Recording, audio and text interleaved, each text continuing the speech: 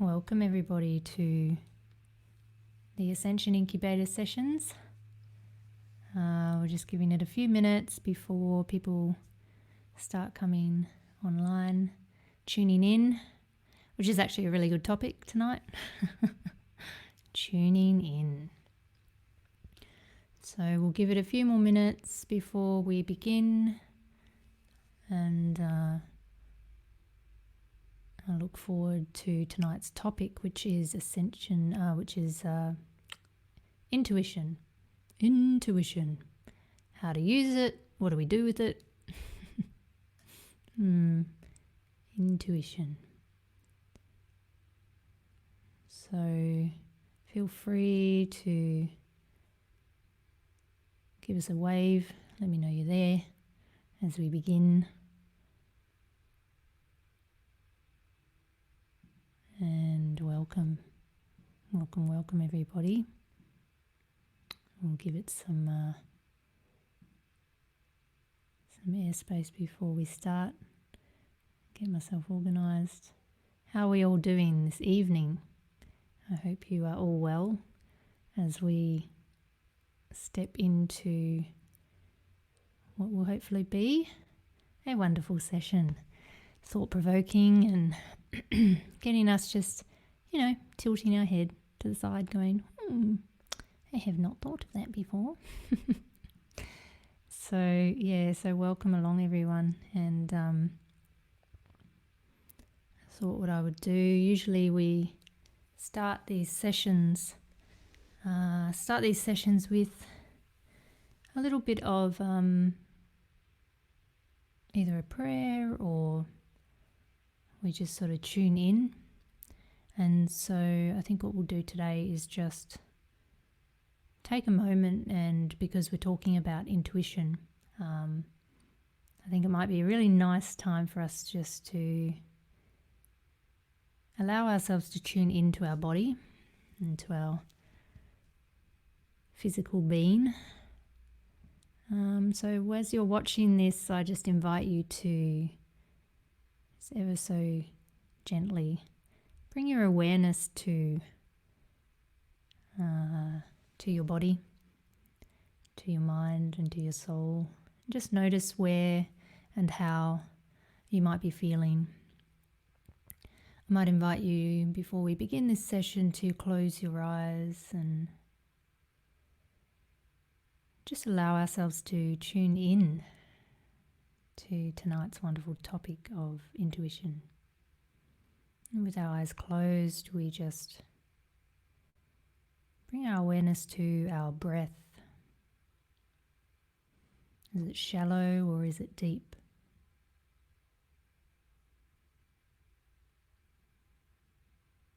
Is it slow or is it fast?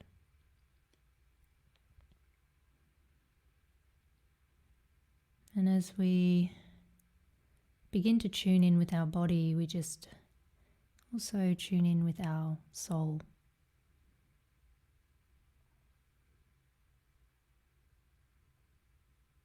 As we take in a deep breath,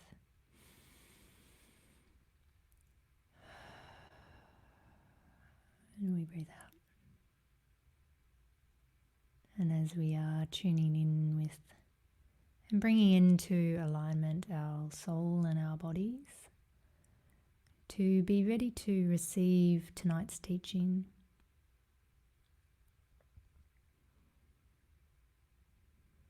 We allow ourselves to open the door of awareness, the door of curiosity, and the door of the childlike wonder as we explore the beautiful gift of intuition and what it means and how it operates within our internal system. How do we use it? How do we connect with it? How do we know when it's our intuition versus anything else? This can be the forever lasting journey of the constant tweaking of our awareness and of our intuition and of our evolution, and our forever omnipresent continual flow of learning, growing.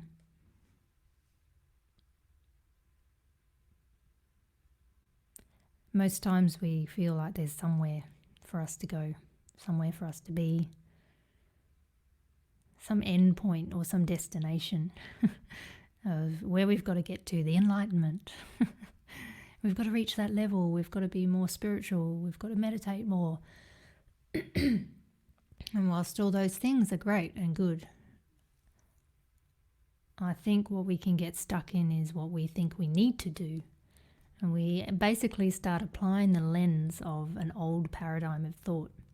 And we apply the lens of the old paradigm of thought of how we used to run our lives, which was the to-do list, the checklist of what are the things that we need to do and be in order to tick the box of being a human being, a good human.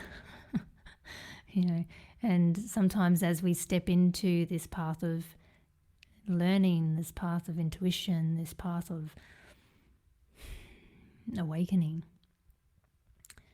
the thing is that it's not necessarily awakening. We are already awake. We're just arriving to it. It's just being there waiting for us, waiting for us to tune in. And we get given all these tools and these processes and these modalities and, everything. We get given all these different modalities of how we can arrive at the same path, whether it be through religion, whether it be through spirituality, whether it be through the New Age movement, whether it be through sound, whether it be through meditation, through crystals, through cards, angel cards, whatever it is. These are all different modalities that effectively bring us onto the same path, bring us onto that same path of what it is that what it is that we think we're looking for, or what is it that we believe that we need to be on this. There's a thing called spiritual bypassing, and what I'm getting at is that there are two lenses of how we step into this world of, the search of the soul, the connecting to something bigger than us. And as we begin that, there's a danger in applying the old paradigm of thought into this new consciousness. And as we do that, what happens is we do all these things that appear to be spiritual, appear to be doing the right thing. And there's nothing wrong with that, don't get me wrong. But it's when we look at that, where we're coming from when we're doing it, what is the intention behind it? Are we doing it because we think that that's what will make us more spiritual? Are we doing that because that's what we think will get us to enlightenment? There's so many different things. And I think that these are all tools and systems and things that we've all applied, and I have myself. But something that I always come back to is that, Einstein said it beautifully, that the same problem can't be solved with the same level, or the problem can't be solved with the level of consciousness that created it. And I always think about that, especially with where we're at in these times as well. But I also think about it as to where we're at in our own development, our own evolution of self. And so when we are in this evolution of self, sometimes what we do is we apply that old thought paradigm. So the feeling that we need to do this in order to get this. So there needs to be some kind of work. There needs to be some kind of human effort in order to derive the value of it. And in most times it is in the case of no effort that we actually get into that space or that flow state or whatever it is that you want to call it, where we find that sweet spot. And the thing is that when we find that sweet spot, we think, oh, that's it, I've got it. And then we try and hold on to it really tight, and then we lose it. And then we go back to being really human and reacting and responding to things that, don't appear to be quite as spiritual as a spiritual response that we should have had. But I think that the thing that is worth noting is that there are different levels of what we do in this journey of awareness, this journey of ascending into oneself. And in that, it's sort of like, we go up a level, we learn something, we're right in the pocket of it, we meditate really well, we feel really aligned, we feel really in tune with ourselves, our intuition is just on charge and everything's going great. And then the next day we wake up and we feel off, and we feel out of sorts, off center. And it's just like all of a sudden everything that we were very calm and didn't get wobbled by, now all of a sudden wobbles the bejeebus out of us. And we react and we respond, and there's just this constant, and then you think, oh, well, hang on, how did I had this sweet spot before and now I haven't got it anymore. My gosh, it must mean that I'm not very spiritual, I'm low vibration, and all that stuff doesn't matter. Don't even use that language. It's not about that. It's part of your evolution. This is part of it. So when you are stepping into this and you're finding yourself feeling like you're going a few steps forward, a few steps back, a few steps forward, a few steps back, that is actually part of the journey. And the thing is that we are meant to go to these different levels, and when we get to a certain level, we're meant to sort of go back to the ground level again and start back there. And it becomes cyclical. This journey of whether it be the sharpening of the intuition or the sharpening of our spiritual muscle. That if you liken it to being in a gym, working out your muscles, the muscles tear and they go through this process of hardship, if you like, or it's like, hard work, tension, human effort. And then all of a sudden there's this afterburn and the afterburn is there and you got that burn, and then all of a sudden that stops. But then the next time you go to pick up that weight, it's not as difficult as it was before. It's very much the same as what we do with our spiritual muscles, with our intuition, with our meditation, with how it is we refine that. It's like when you go to the gym and you keep going, and then all of a sudden you reach, I suppose, your desired weight, or you reach your desired physique. You don't stop and then go, okay, I'm done now. I'm not going to the gym anymore. Meh. You don't do that. Sometimes we do if we want to break, but most times the idea is that it's maintenance, right? So you're maintaining that level of physical fitness. You're maintaining that level. It's the exact same thing when it comes to the spiritual muscles. The spiritual muscles, you can't get to a point and then go, oh, okay, I'm there now I'm just going to stop. I don't need to do any more work. I've reached enlightenment. Boom. Yep. Put me on top of a mountain. Nothing wobbles me. It doesn't work that way. The thing is that we're always going to come back to that working of self. We're going to always come back to that refining of self. And part of that is understanding the cyclical motion of it. Sometimes we're good and sometimes we're just really not. And then other times we're great and then other times we're really not. And it's in those not times, right? It's in the times when you're not as good or as balanced and as less reactive as you want to be. It's in those times that we can do the tweaking. That's where the work happens. When it's all nice and well, that's easy. Anyone can be conscious. Anyone can appear to be spiritual. Anyone can appear to be when everything is going nice and fluffy and well and there's unicorns and bunnies flying around. But when it's not that, that is when the real work happens. And it might just be a noticing of how you are showing up in that time and going, oh, okay, that's an old version of myself. I don't really want to be that version of me anymore. So whilst you're in it, and you might very well be embodying that version in that moment and having your little tantrum or doing whatever it is that is very opposite to where it is you're desiring to be. But we have to have the state of contrast in order to know what it is we want and what it is we don't. Or who it is we want to be and who it is we don't want to be. And it doesn't matter how high up, perceivably high up we get in our awareness or in our spiritual development. we still get brought back down into this.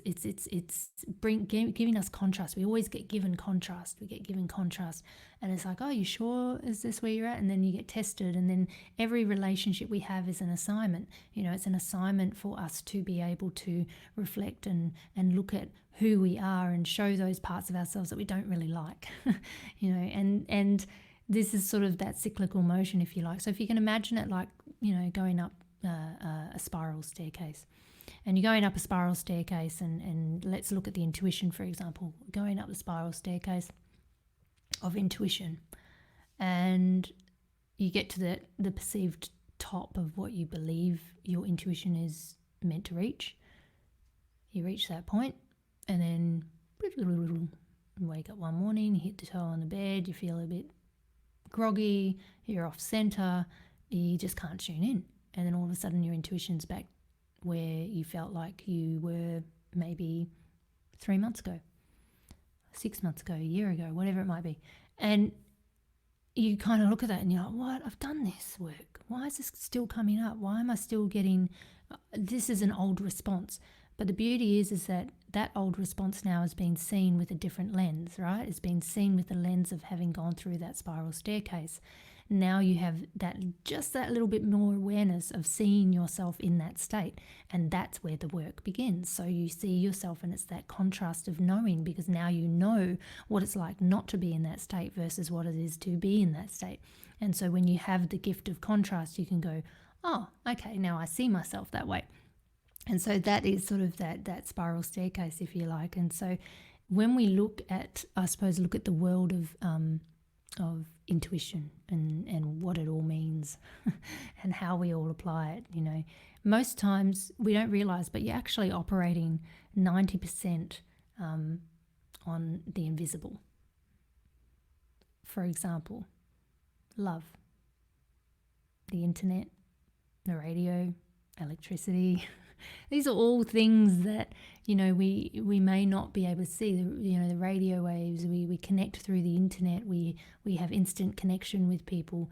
And I wrote it actually in my book, Digital Consciousness, about the internet being a physical manifestation of our interconnectivity with each other, that we can actually physically see how it is we connect by way of how we now do that with the internet.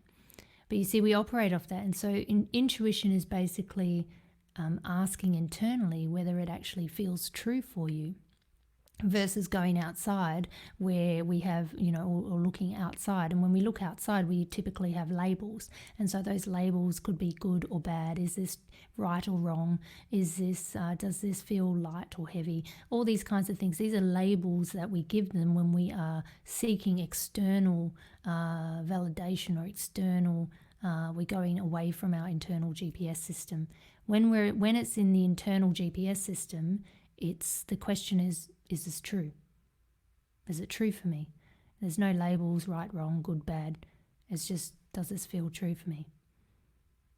And you see, and the thing is that as all things around you change, your inner world doesn't get impacted by your outer world anymore. So the gift of intuition is also given to us through the gift of contrast.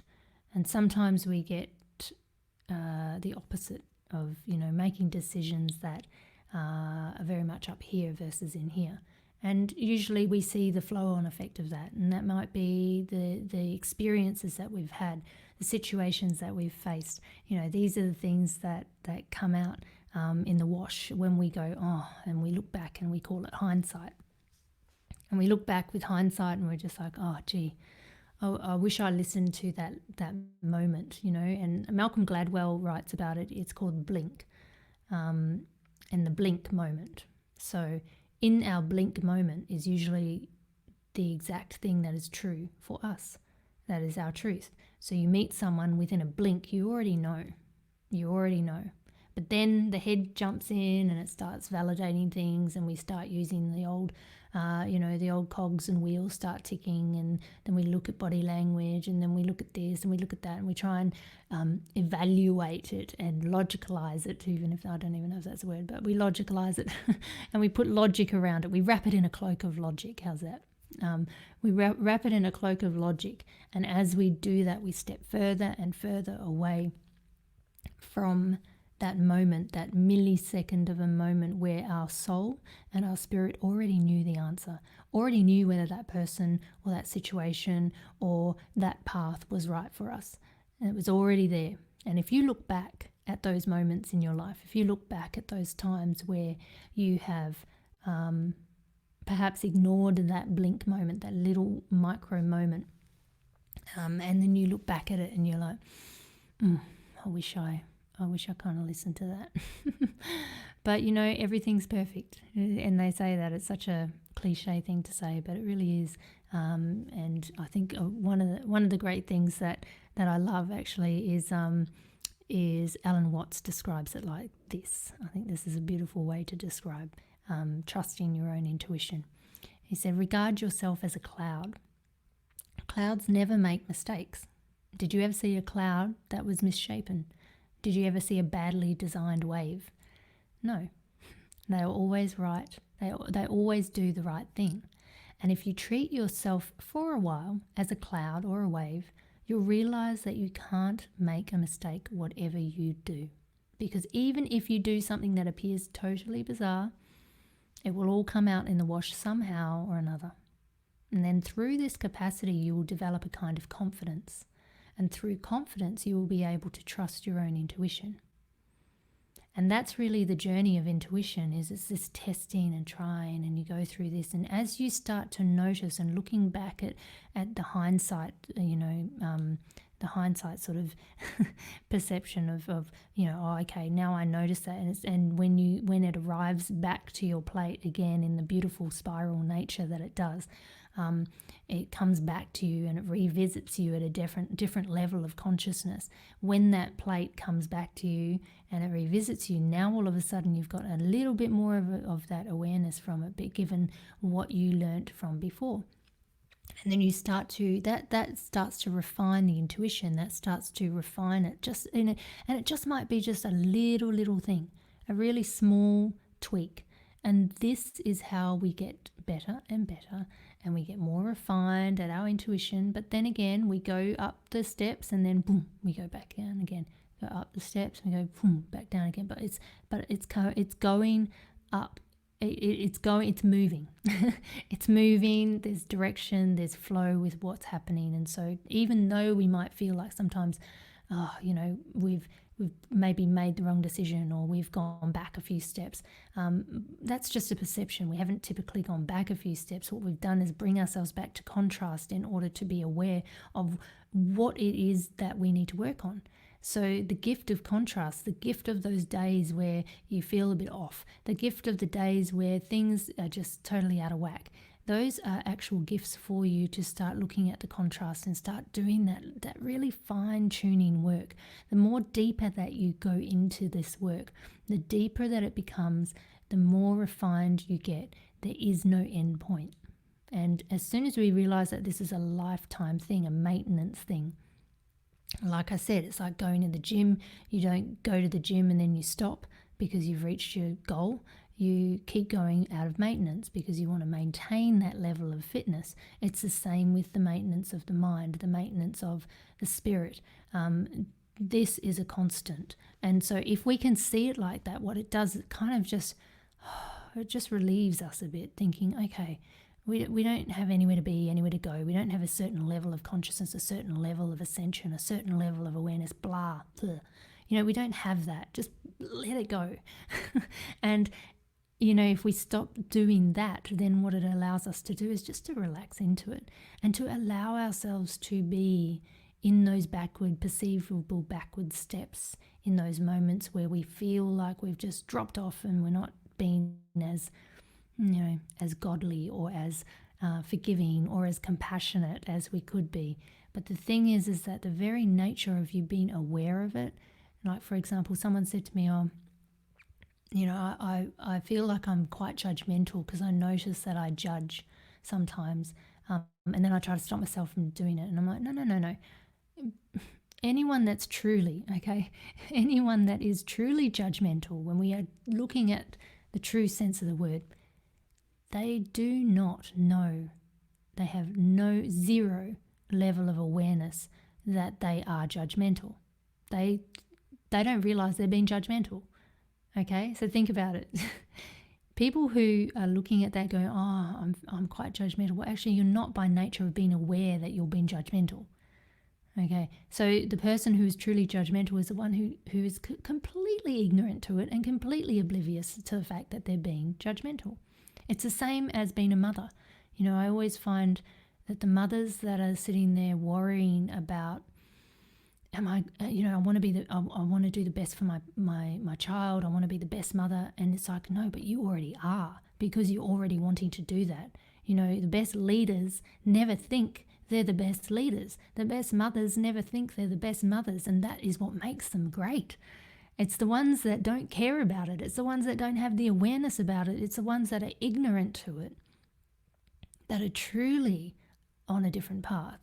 You know, when you care, it means that, you know, you're caring and you're aware of it. It means you have the gift of choice.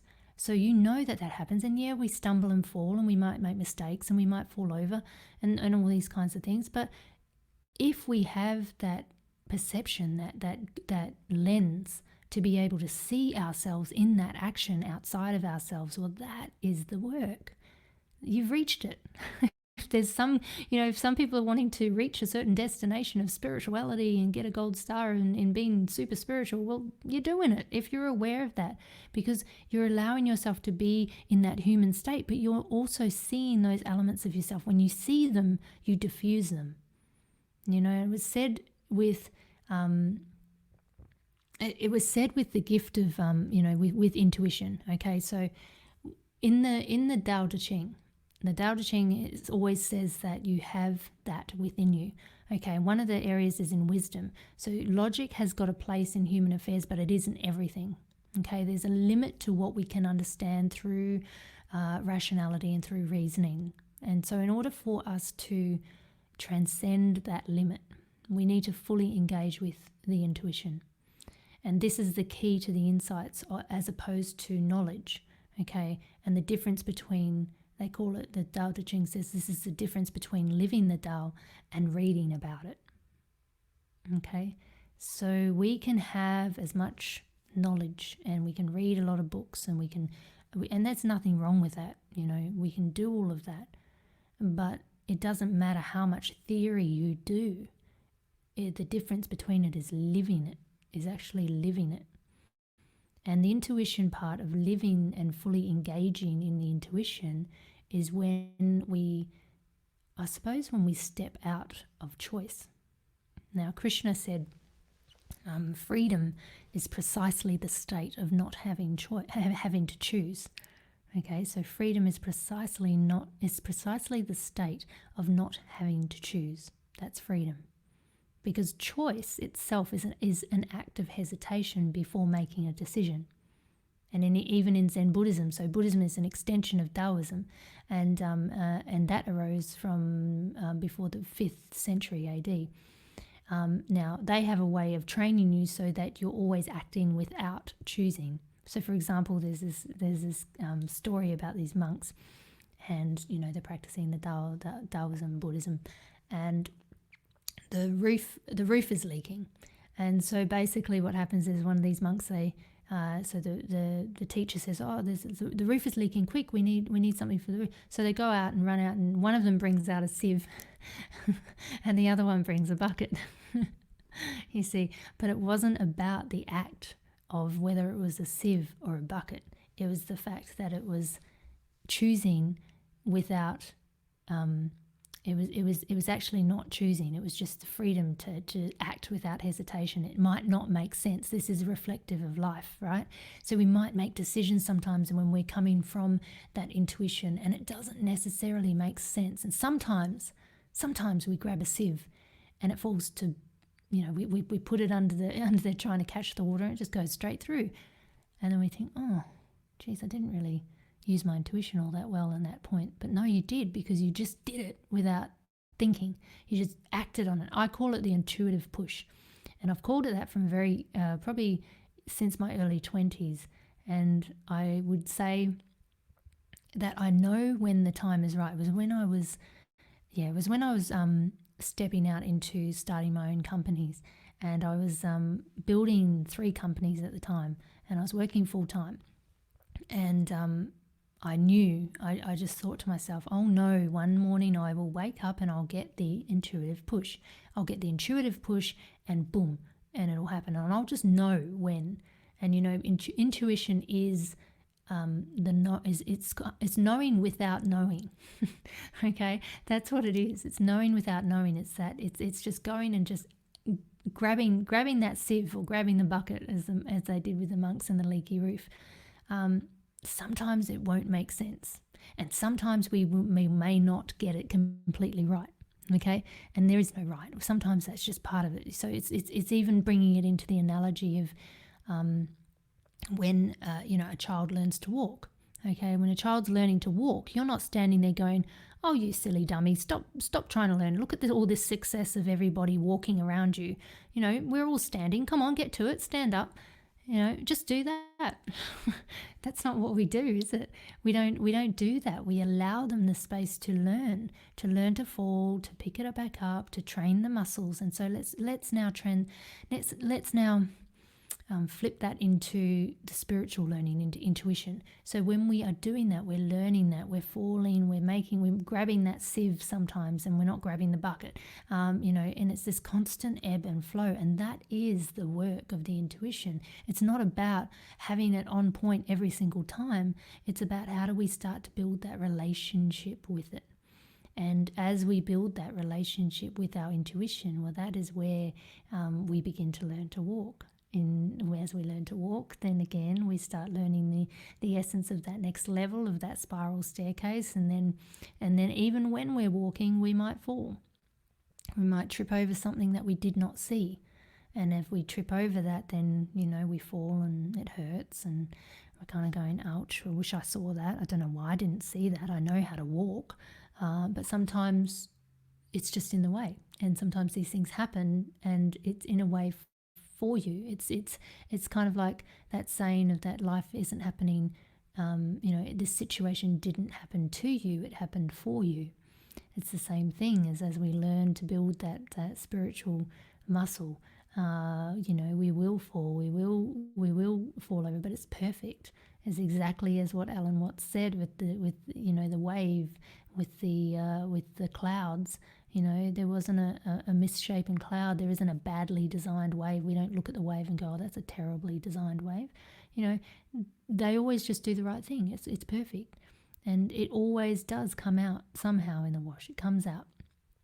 And so as you begin, I suppose, the intuition journey, there are, even within the Bible, it was said that the kingdom of heaven is within.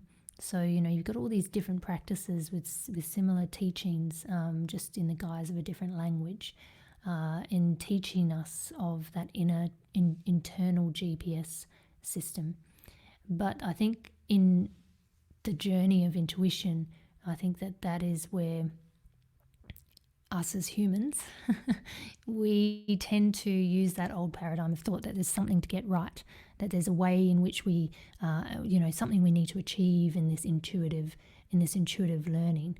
And it's a really interesting space. And building the relationship is like molding the clay. Exactly, Kristen. Thank you so much. There are so many different I suppose, levels of how we do this. And if we can step outside of that old paradigm of thought, and apply a new paradigm of thought, or even no thought at all, when we start to step into intuition, it's like it is that gap, so we don't choose. There's no choosing. We just do. It's just an act. And I'm sure you have all experienced that at some level, at some capacity. Kristen says that this is why the embodiment phase of awakening is so important, to help us live through it, the rewiring at a cellular level. Beautiful, and it is, and even Jeanne says, I hope I said your name right, it's like snakes and ladders, it takes me a long time to climb up. but the fall back down is really quick. Exactly. And that's the thing, is that as we sort of do this, we become aware of, and the trick is that we learn the tools on the upward journey. We learn the tools as we're making our way up that ladder. And those tools are the things that serve us when we have the fall, or when we, go through the next evolution. And as we do that, we're in that pocket just for a little less time than we were before. And so that's sort of the, I suppose, the journey, if you like, of and if we can take the pressure off ourselves in doing that, and thinking that there is something that we need to achieve. And so that is sort of my take on on intuition, and how we can. So what do we do to refine it a bit more? Let's have a little look at that. How do we begin to refine our intuition using the tools? And of course, there are many tools and modalities that we can use. Most people who are quite highly intuitive do tend to be sure to, they take time out for themselves. They take time out to be in solitude. They take time out to be with nature, because these are the times when we have space.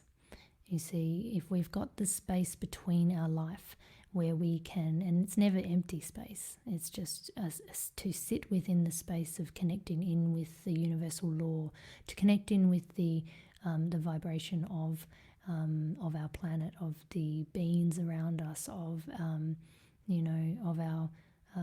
of nature. If we can do that, well, that is where we start to refine it. It's in the space that we refine it. So it may also be through meditation. A lot of people do meditation, but what's interesting is that I do find, and I get asked this, what's your rituals in the morning? And now, rituals are a thing. I try to avoid rituals, because by doing rituals, what we're doing is refining. I still do things, but I don't do them in a ritualistic manner. I have what I call a toolbox of things that my spiritual toolbox. And what I will do is I have a practice, but I change it up. I don't stick to the same thing all the time, because what happens is then it becomes a redundant habit. And then the body memory, cellular level, starts to memorize that. And then you go on autopilot. And then we're really not developing further. We get stuck into it, and then it becomes like a task. So I've had people who have shared, and I've done this myself, have shared that meditation, they're doing the meditation, then all of a sudden it feels like work. It feels like a task. And I'm like, as soon as it feels like that, just stop. Do something different. Change it up. Change up the practices. As we do that, we then refine and form new neural pathways in our brain. We start to create new emotions. We start to learn new things. New synaptic connections occur. These are all things that happen within our body if we start to do things differently. Just for example, driving to a destination in a different way. So when we do that, if we do that, we're already rewiring the brain. We're rewiring. The same goes with your intuition.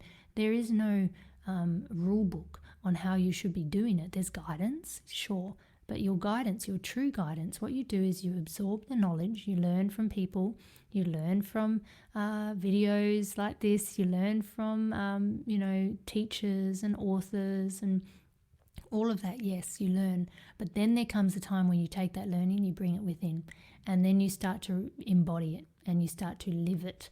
And the times when you start to live it is where you actually start to see the true work of it and realize that, okay, I might not do that part of it that's in that teaching, or I might not do that part of it in that teaching, but I'll do this bit. And it's you start to really find your own language. You find your own signature. Okay, there's no mistake that we've been given. Individual, unique fingerprints. It's the same with your frequency. It's the same with your internal GPS system. Yes, there are guidance modalities out there, but find your own signature. And when I do teach, I do ascension teachings with certain people. When I do that, I always say that I teach you to the point where you don't need me anymore. That's the important fact, because everybody is finding their own journey and their own path. You don't want to walk a path that's already been walked. You want to sort of get inspiration from that, but you don't necessarily want to be walking in exactly the same footsteps. Finding and forming your own footsteps is key. And that's part of your learning. So with intuition, as we go into the musical meditation part of this stream, I invite you to tune in with that intuition and see what that guidance is giving you, but also to really feel into what is true for you. You see, there are so many different levels of truth. There's what's true to you is not true to another person. Okay. And there are so many, thank you, Kristen. So grateful for that. So the elements of that as we go into the medicinal music side, I invite you to start the tuning of intuition. And when you tune this intuition, it can be just through quietness. But do you know the interesting thing is sometimes our best teachings as well is when it can be noisy. So sometimes when I do my meditation classes with kids, I always invite parents to allow them to wiggle around. There's no sitting, no staying still, because this is life, right? Life is busy. Life is doing. What the trick is how do we find the stillness in that? So this becomes our training ground, right? So when you are in a space where you're trying to meditate and it's noise around you and all these things, sometimes it can be very hard to focus. But we can flip that, and that's a tool to use to train your intuition and to train your spiritual muscles. Is if there are things that are challenging you when you are in a state of trying to find stillness, let that be your teaching. Let that be your assignment. And a lot of the time, I've done it. I've tried, and sometimes I'll do it. It's a terrible word, tried, but I have done it. And I've sat in meditation and there's been noise going on around me. There's things, just so much chaos going around me. And I'm sitting there and I'm like, okay, I'm going to use this as my lesson. I'm going to use this as my assignment. And I'm going to find the quiet in the noise. Sometimes I do it, and sometimes I'm just like, no, I can't do this. Okay, I need quiet. So it's, you're finding that rhythm, and this is part of it. There's no end point. The reality is unless you are sitting on top of a mountain, not being disturbed by a soul, you're not going to hit any friction. You're not going to get any tension. You're not going to get pushed up against the edge. Being human, we're going to get that. We're going to get those constant assignments of teaching, of learning, of things that are going to challenge us. But that is the beauty. That is the gift. And as we see each thing that comes to us as a gift, and sometimes we don't, sometimes we just get into our little tantrum pants and we're just like, I'm not enjoying this, and so these are the things that help us. And Lily, you say you have a shower, so that is something that really helps to wash away spiritually, wash away the day, to wash that away is a beautiful practice as well. And often it's just tuning in with that, and that's where our intuitive muscles begin to form. And again, for me, I needed to grasp the notion that this was a lifetime maintenance thing. This wasn't an end destination thing. For someone like me, that was a really important teaching, because I always had this needed to reach a goal, needed to tick a box. That was my modality, and so as I started to realize, no, this is a lifelong thing. I don't have to reach a certain level at a certain point. And as soon as I relaxed that in, it was almost like I could hear the voice of God, the voice of Spirit saying, okay, she's ready now. We can get started. Because as soon as you take off that pressure, the pressure valves of having to be or do it in the right way, how do you be spiritual? Well, don't worry about that. Just be you. Just be a good person. Just do good things. Find ways to consistently work on yourself. Find ways to have deeper compassion, to have deeper kindness. And yes, you're going to stuff up. And yes, we're going to fall over. But the fact that you care about it means you're on the path. The fact that you care. No leader ever thought that they professed that they were a great leader. no great mother ever professed she was a great mother. She always thought she was never good enough. And sometimes that can be to our, it depends on what side of the coin that goes. Sometimes it can go too far and then you're running on the I'm not good enough tape. But other times it can work to your advantage to be the best version of yourself. That is all I believe God, Spirit, wanted for us in this human experience, is to be our highest potential that we can be, and to be the highest potential of this embodiment of this human experience that we can. And we do that through connecting. We do that through being bridges to other people, to supporting other people, to giving those gold nuggets to other people. And that is part of the journey, and it doesn't end. There's no end point. So you can all relax. Okay, so in that relaxation, I'm going to invite us now to enjoy a song. This is a 432 hertz. I work in, all my instruments are in 432.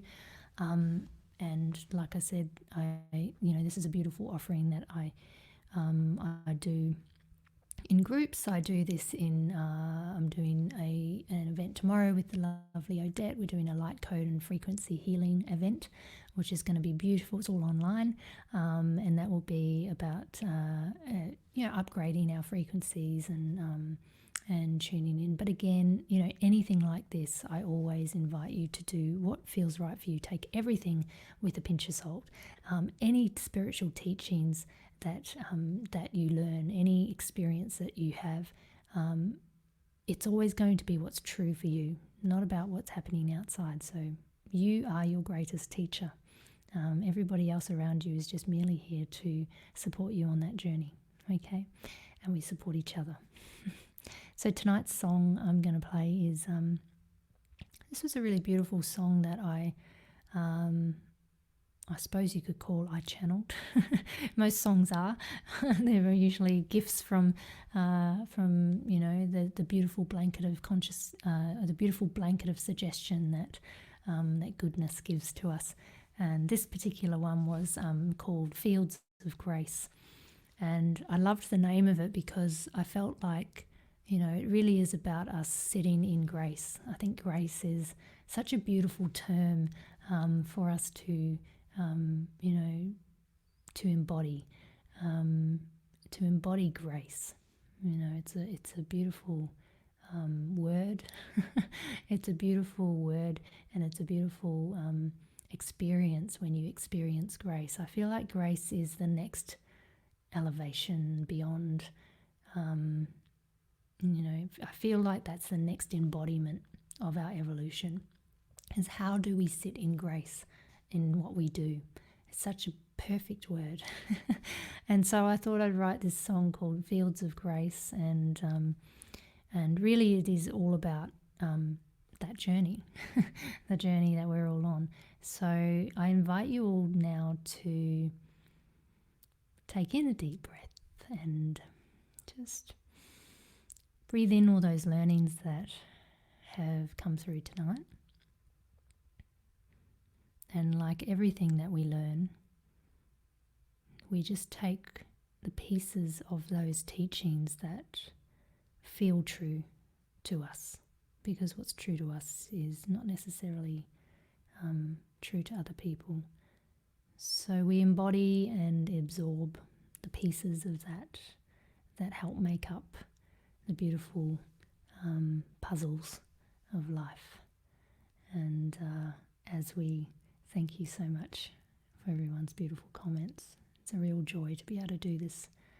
And yeah, so please just take in what works for you and what feels right for you as we begin the 432 hertz journey into Fields of Grace.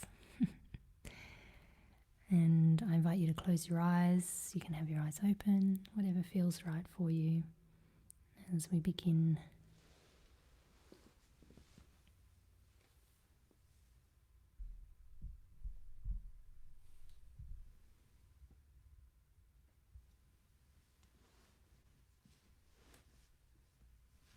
And as we are just settling in now to what is a beautiful Friday evening,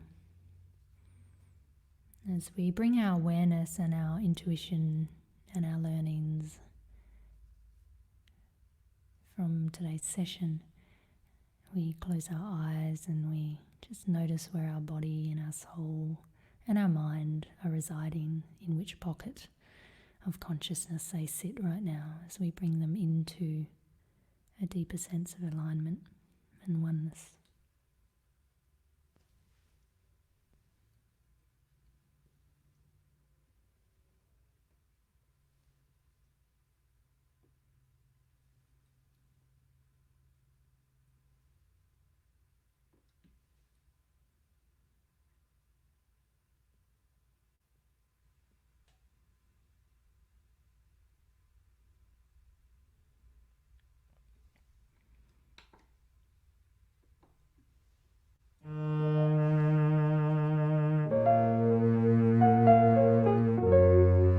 As we just allow ourselves to now reside in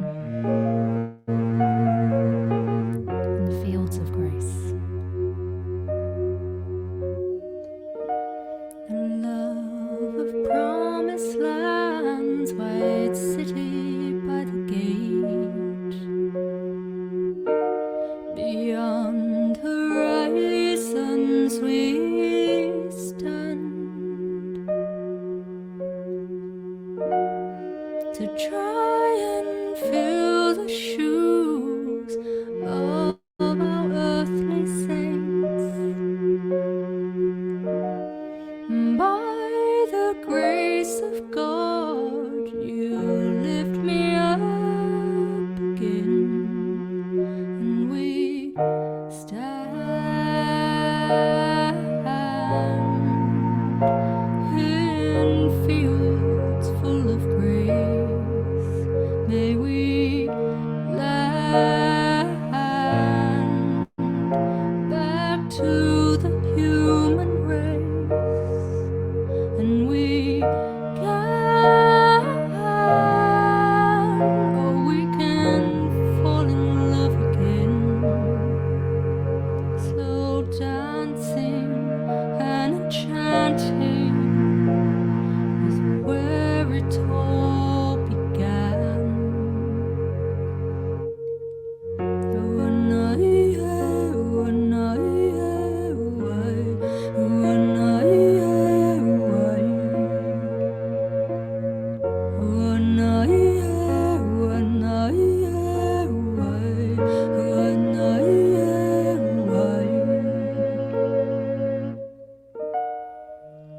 For when we go without, we find ourselves again.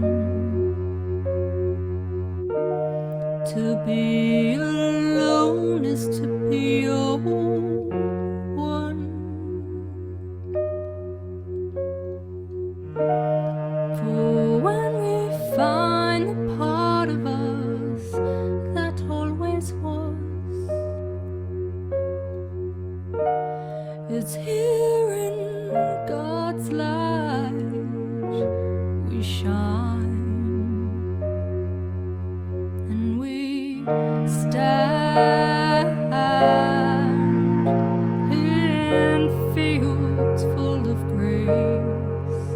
May we land back to the human race, for we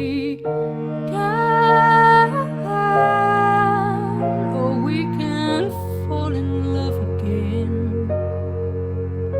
Slow dancing and enchanting is where it all began.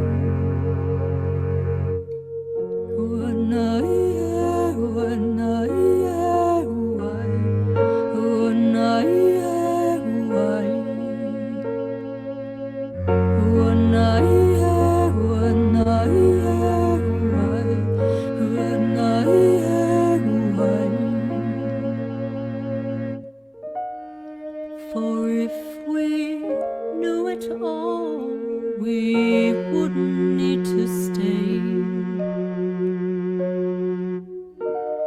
Part of the magic is the magic in the mundane. You are here for all, so don't give it away.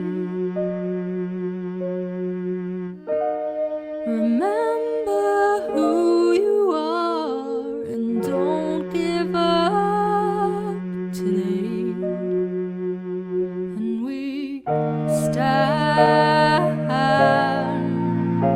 in fields full of grace. May we land back to the human race, for we can, oh, we can fall in love again. Slow dancing and enchanting with where it all began.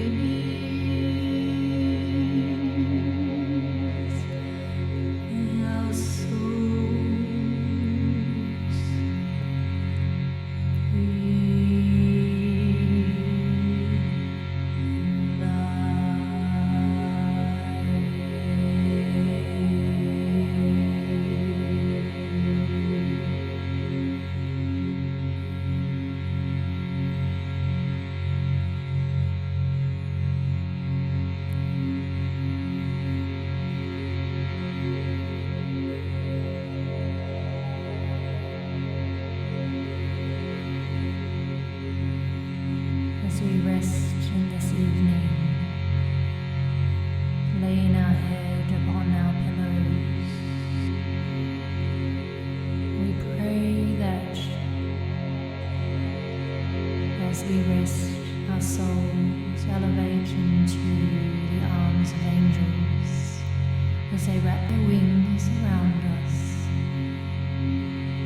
and infuse our soul with love, with essence, with knowing that we are always held.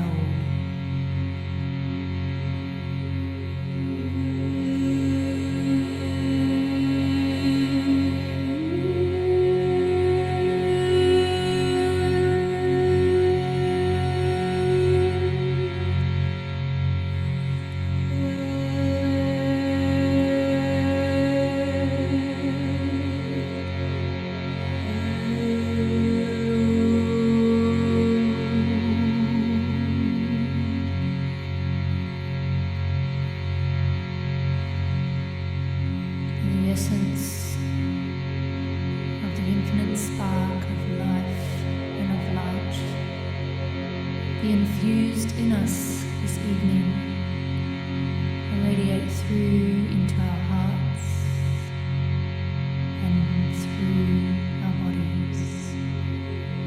And when we awake in the morning, may that infinite light and infinite love radiate through our hearts and touch everybody that we meet with love, with kindness, and with compassion for all beings. And it is done.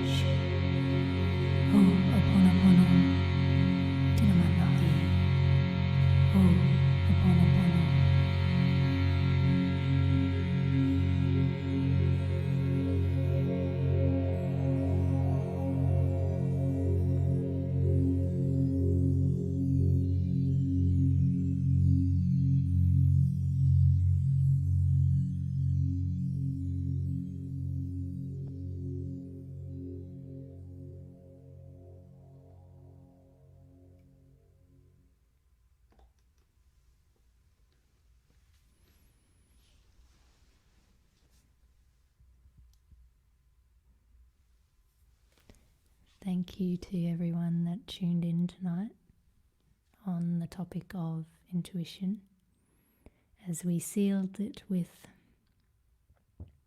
what was hopefully came through as a deep meditative experience for you to seal in the week, to begin anew.